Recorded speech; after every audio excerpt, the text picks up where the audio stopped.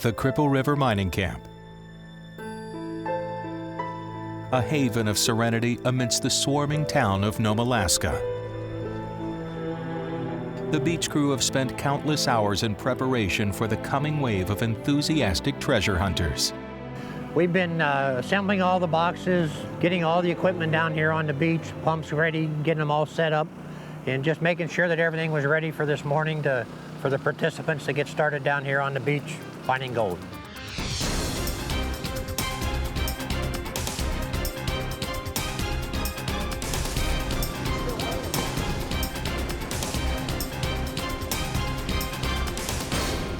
Blake is constantly searching for new ways to streamline the participants' prospecting experience. And the new beach box, or power sluice, is just one of those ways. This is the Keen High Production Power Sluice. The foot valve is placed in the ocean with a wire screen blocking rocks and other debris from making its way into the hose, as the water is pumped to the spray bar at the top of the hopper. As material is shoveled into the box, the water action breaks apart the sand from the larger rocks. The small material, including the gold, makes its way through the 3/16" wire mesh and into the sluice, while the larger tailings fall off the back. The flow of the water creates an eddy in each groove of the ribbed rubber matting, causing the heavy material to be trapped while the lighter blonde sand continues to flow right out of the sluice box. The sluice is 6 feet in length and 24 inches wide. This large-scale sluice allows the participants to move more material while saving more gold.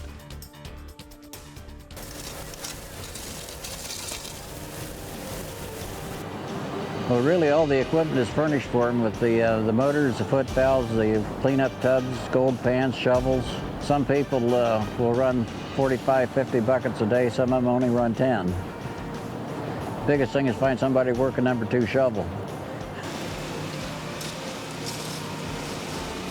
Let's see what we got down here. So far today, things look pretty good. We've been seeing people come up with quite a bit of color, and they're doing some cleanups, and they're actually seeing gold in their mats before they ever pull them out. There you go. You're all set up and ready to go. A lot of the people that are up here, they've never been to Nome before, and this is their first time on the beach, so we are spending as much time as we need with them to get them familiarized with the equipment and how it operates up here. Yeah. First time beach mining? First time beach mining. Where are you from? Raleigh, North Carolina.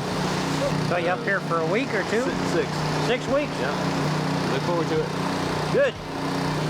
Oh yeah. Oh yeah. Oh, there's a little color. That's how little it is.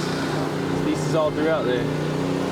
While the gold in the beach sands of Nome, Alaska is abundant, it is very fine, making it extremely difficult to separate from the heavy black iron sands. We'll take all that home with us. Clean all that back home. It's just so fine, you can go do it 6, 7 times and keep getting gold out of it. Well, good luck. Thank you much. Thank you. When we come back, we'll take a look at similar gold mining techniques that were used over 100 years ago.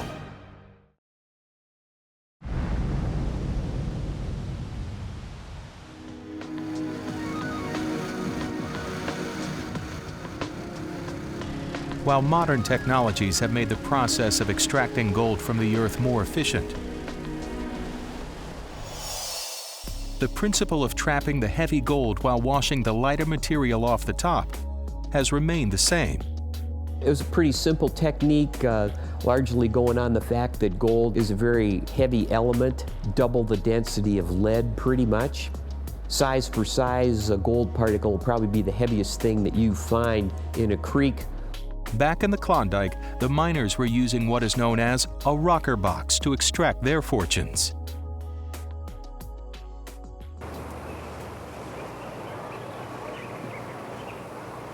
So the way the rocker box would work is you take a shovel full of pay dirt, throw it on the top of the box, and with a bucket of water, you would pour the water over the pay dirt as you rock the box back and forth.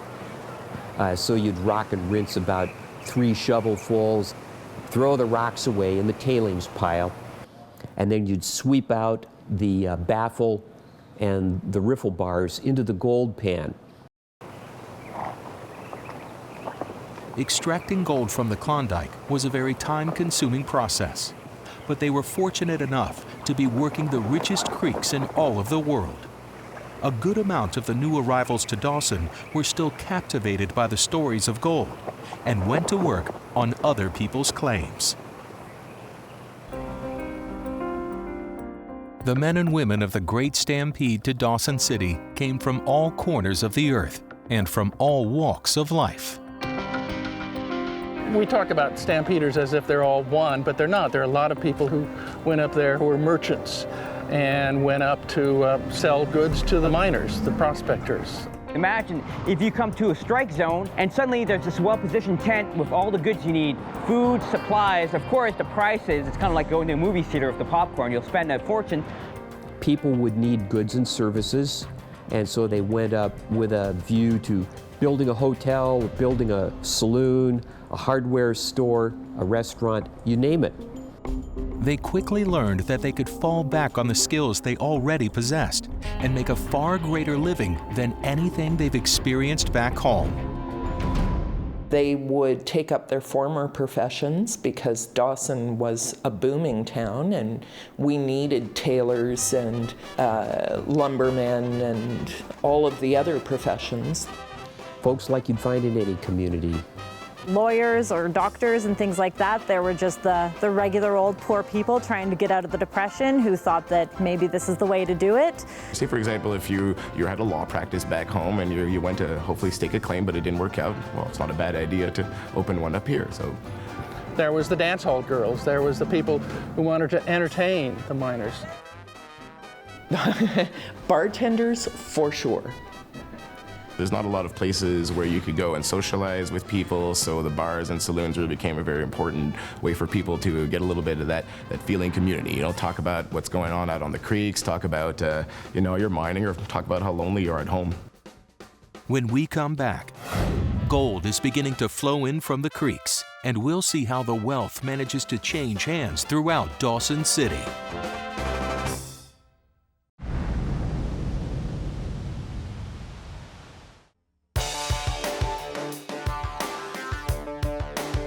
This is 1 ounce of gold dust, or flour gold, as some call it.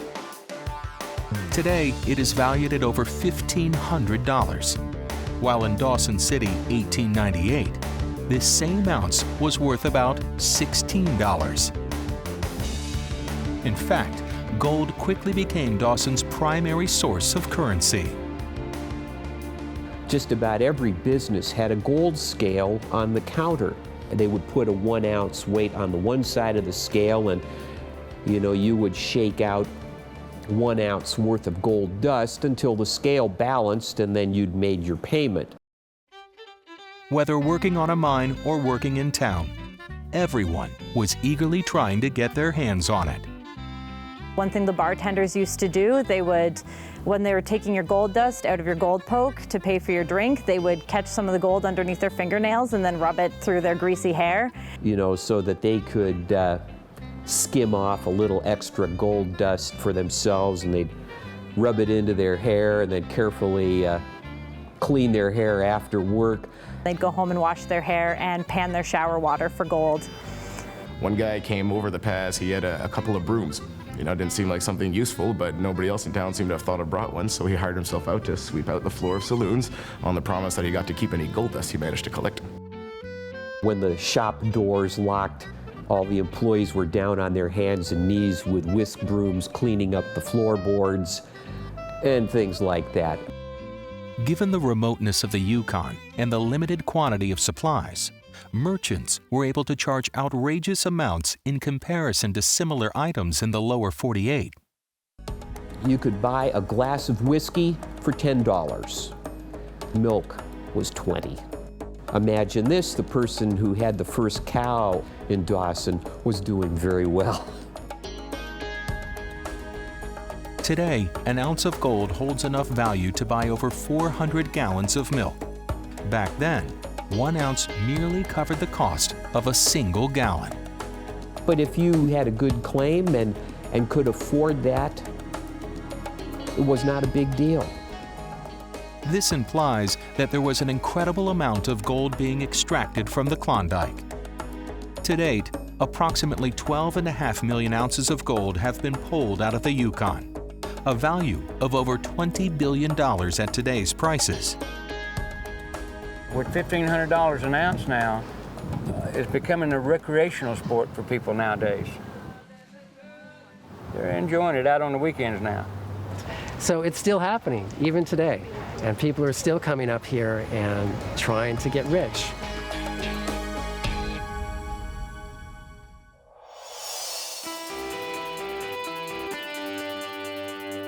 The majority of the participants are actively working the beach material in hopes of finding some color, while the more adventurous are already exploring everything the 2,200-acre property has to offer.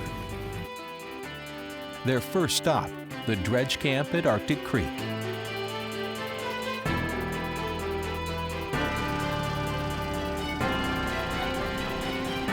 The beach is a great place, a lot of gold on the beach.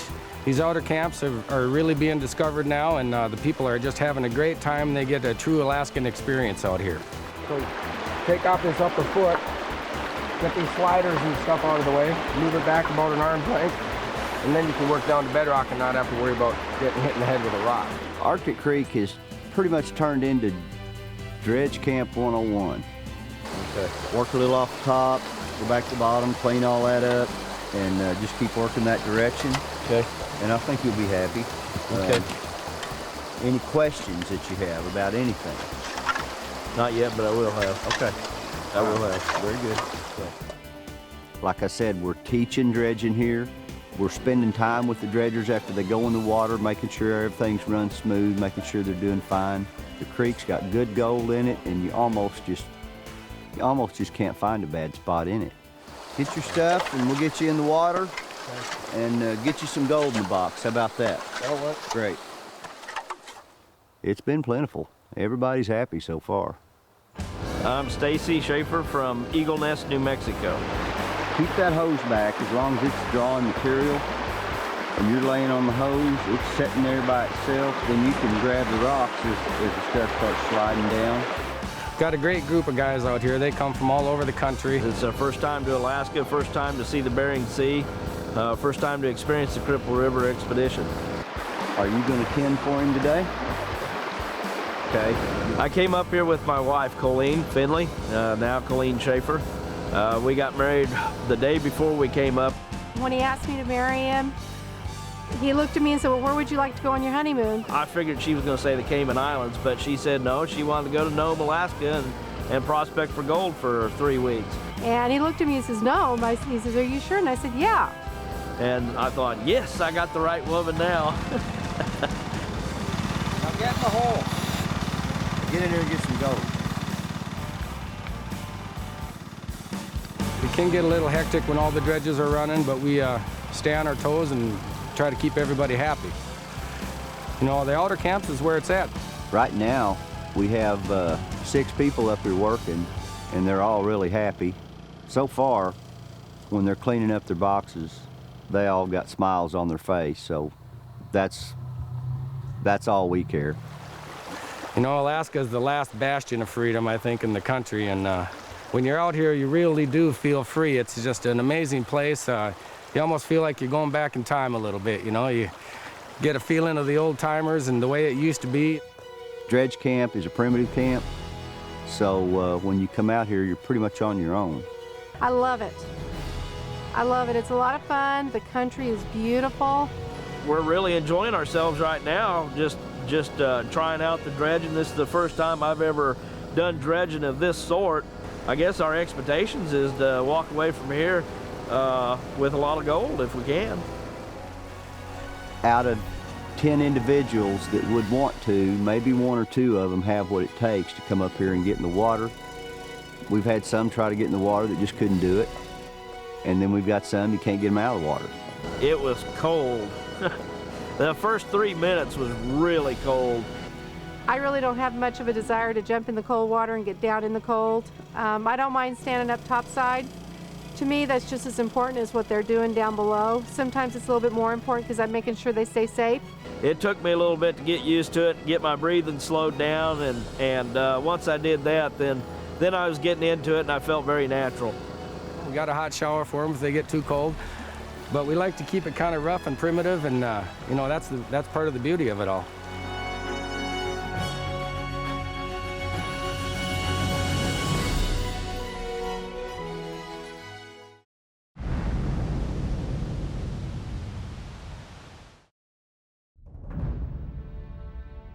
Further along the trail, some participants have already made their way to one of the most remote locations on the Cripple River property, Catchmark. Anybody that comes, whether it be a day tripper or somebody staying for the week or whatever, to me it doesn't matter. They're all the same. They're participants. So I prospect all the time looking for new places to find gold. When I find somewhere and I know it's there, then when this guy shows up, I can take him down there and I can put him right in a hole immediately that I know has got a little gold in it. It might not have a lot, but it's got a little. And the chances of him hitting a pocket and getting more is really good in this area because we got a lot of pockets in this area. So a day person comes up, they leave camp, they drive up here. It's about a 2 to 3 hour drive according to the trail and who they got with them and how slow they drive. And they come into camp, they pull up here, and I come out to greet them and just talk to them a minute and kind of size them up and figure out what kind of ground they want to do.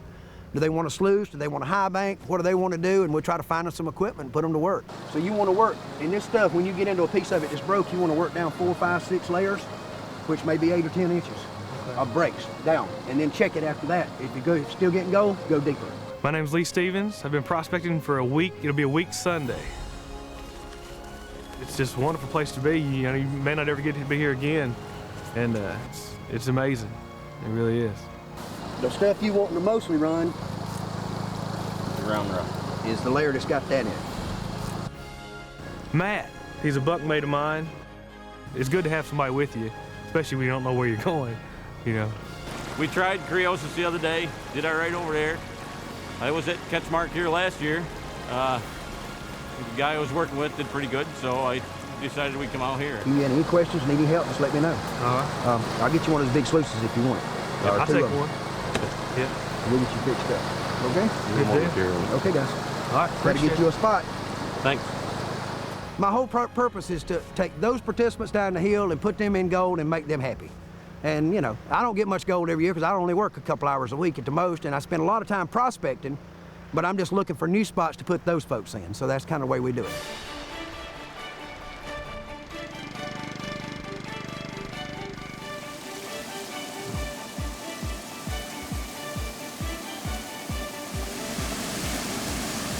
We got him moved, guys. He's ready to start working again. So let's let him do his thing and find some gold. If people can't come up here and have a good time, they probably need to find something else to do. Because if you're a prospector and can't have fun here, you're in the wrong line. That's just the way it works.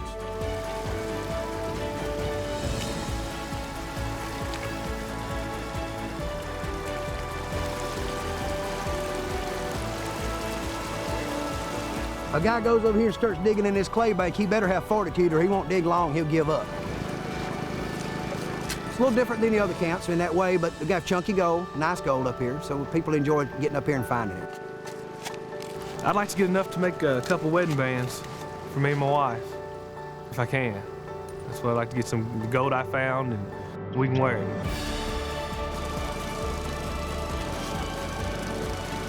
Whatever I can find is good. Yellow is good.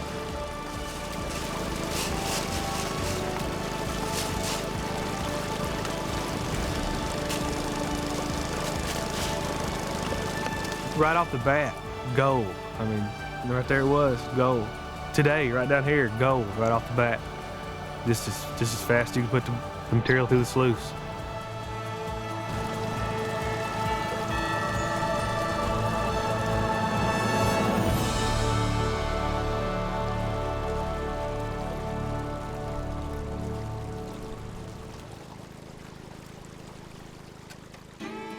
Still to come on Alaskan. The elusive gold is beginning to show its true colors in the bottom of the participants' pants. But while still in the first week of the expedition, the outer camps are already beginning to run low on supplies. Runs on 2D batteries. While the men and women in the Klondike must figure out a way to survive the frozen winter on the limited provisions they have available. Visit AlaskanTheSeries.com for additional content from this and future episodes of Alaskan.